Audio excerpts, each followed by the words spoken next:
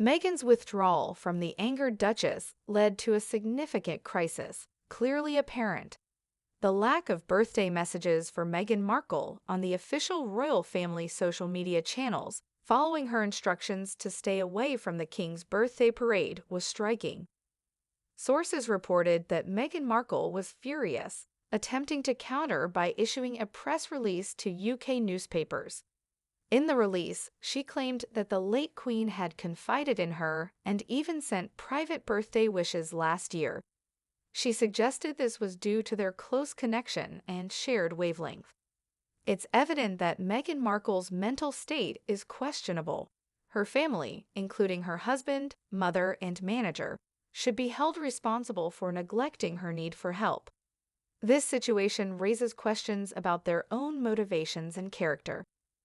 Journalists have reached out to Kensington Palace for comments on the matter, but the palace has refused to engage. Meghan's belief that the world would be excited about celebrating her birthday is delusional. She is not as relevant as she believes, and only a few might remember or care about her birthday. Her attempts to manipulate narratives and gain attention are concerning. Harry's endorsement of her claims shows a lack of discernment or an unwillingness to challenge her. The assertion that Meghan was the favorite of the late Queen is simply a fabrication.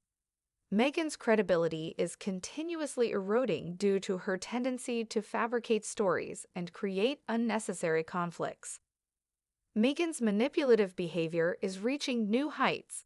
Her actions suggest she is spiraling out of control in her quest for attention and admiration. The claim of being a favorite of the late Queen is baseless and shows her disconnect from reality. It's time for the media to stop indulging her delusions and for people to see through her lies. Her recent removal by WME indicates that Meghan's situation is deteriorating, and her need for professional help is more apparent than ever.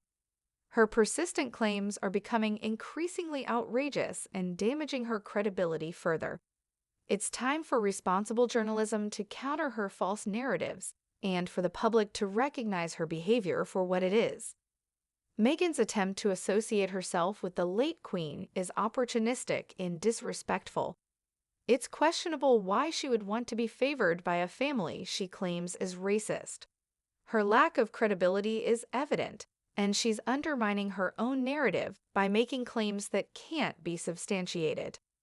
Ultimately, Meghan's behavior is not only illogical but also damaging to her own image and reputation. Her desperate attempts to garner attention and sympathy are not fooling anyone who can see through her lies and manipulation. Parliament has called for an emergency session to examine the situation surrounding Archie and Lily's birth certificates following Harry's official removal from his role. Harry and Meghan are facing increasing scrutiny as a government source reveals that Parliament is launching an investigation into the birth certificates and related secrets of their children. The context of their divorce and its implications for the line of succession are also under examination.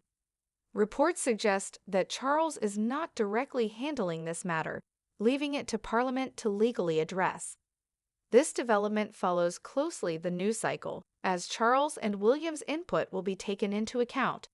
It's noteworthy that Harry is reportedly residing in a hotel, while Meghan may be residing in a rented or owned property held in a trust. The timing is significant, given their recent activities and claims. As discussions unfold, it's crucial for them to consider their actions and words. The Parliament's interest aligns with the ongoing narrative surrounding their divorce and the children's status. Speculations about the divorce process continue, with the impending involvement of DNA testing for all parties. The intricacies of their legal situation are unfolding against a backdrop of public attention and scrutiny. MI5 and various groups are closely monitoring the situation, adding an additional layer of complexity. Meanwhile, reports suggest that Meghan may be renting space across from the WME agency's offices. However, this raises questions about the legality of living in a commercially zoned property, given California's regulations. The couple's public appearances and lifestyle choices are under scrutiny, and their financial situation remains a subject of interest. In recent news, their appearance at a restaurant has raised eyebrows. Their attire and demeanor are sparking conversations about their current circumstances. Additionally, observations about Harry's hair have led to speculations about his well-being. The ongoing situation surrounding Meghan's living arrangements, financial matters, and interactions with Harry remains intriguing. As the divorce process progresses, it's essential for them to handle the situation responsibly and consider the implications of their actions. The narrative around their relationship is complex and evolving, and it remains to be seen how they will navigate the challenges that lie ahead. Amidst the ongoing developments, it's crucial for both Harry and Meghan to address the issues transparently and responsibly. The public's interest in their story continues, and the truth behind the rumors and speculations will eventually come to light. Prince Harry embraced the spotlight during a solo trip to Tokyo, where he arrived with a warm smile and greeted reporters. His visit is in preparation for an upcoming summit focusing on sports, community, and philanthropy. The Duke of Sussex sported a black shirt and a dark cap displaying the logo of the Archie Foundation, co-founded with his wife, Meghan Markle, who did not accompany him on this trip. As Harry strolled through Haneda Airport, his positive demeanor was evident. A reporter off-camera queried about his return to Japan after 4 years, to which he responded with a cheerful "good to see you again." Video footage from Japanese TV network and news captured his arrival alongside longtime friend and Argentine polo player Nacho Figueres. Their joint participation in the Center Bell Polo Cup match in Singapore was highlighted.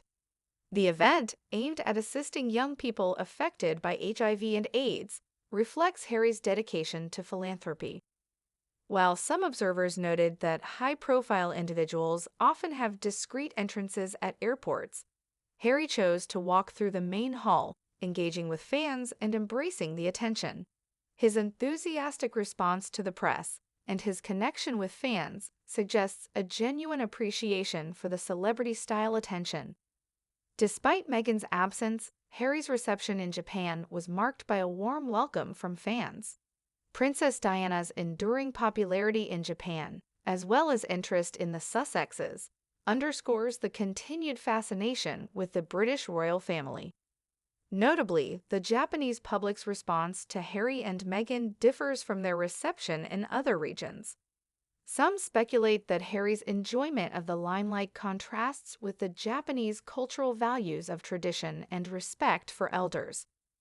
The comparison between Meghan and Japanese Princess Mako reveals distinctions between their backgrounds and roles. Mako's royal birthright and the gender dynamics within the Japanese imperial family are at odds with Meghan's narrative. Meghan's portrayal of her decision to marry into the British royal family as a sacrifice contradicts the realities of her background. The cultural nuances and expectations within the Japanese imperial family underscore the unique challenges that Meghan would face in such a role. In conclusion, Prince Harry's solo trip to Tokyo showcased his comfort with public attention and engagement.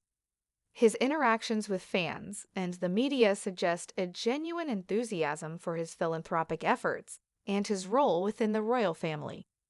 The cultural contrasts between Meghan and the Japanese imperial family highlight the complexities of royal roles and expectations.